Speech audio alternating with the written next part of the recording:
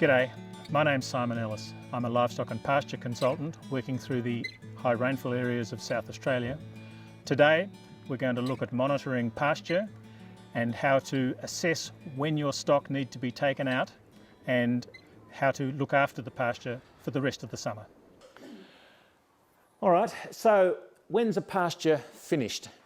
How do most of you make those decisions? Absolutely, bare ground is key.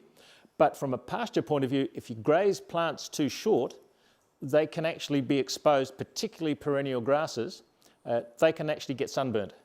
So bare ground and leaving a bit of dry material around the base of the plants is important for perennials to survive. If you expose that, they can get sunburnt and that will kill them more easily than if they're left with a bit of cover on them.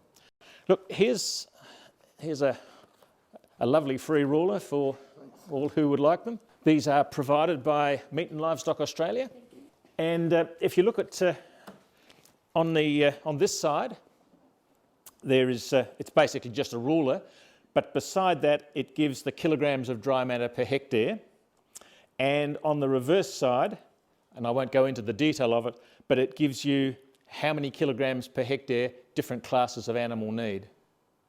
So if you've got a pasture that is, say, 2 centimetres high, so that's how many kilograms per hectare is 2 centimetres for our pastures here? 700.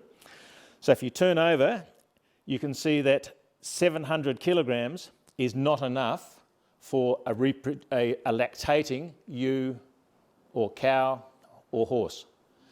So it just helps you to get a feel for whether you've got enough in the paddock for different classes of animal. And anything that helps you put a bit of objective measurement into your assessment of pastures is a good thing. How many of you have scales? How do you know how heavy your animals are? Bit of a guess? Yeah.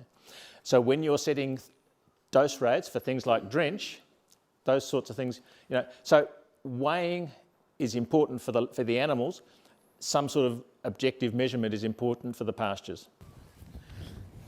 So you take your ruler, put it to just push it through to the ground, just firmly to the ground. Don't go with just the tallest one or two, go to what you reckon is the average. So I reckon the average for that's going to be somewhere around here, about 12 centimetres. And so that amount of pasture is going to be really plenty for any class of stock. But if we go to, say, this one here, what's that measuring in it? Maybe 3 or 4?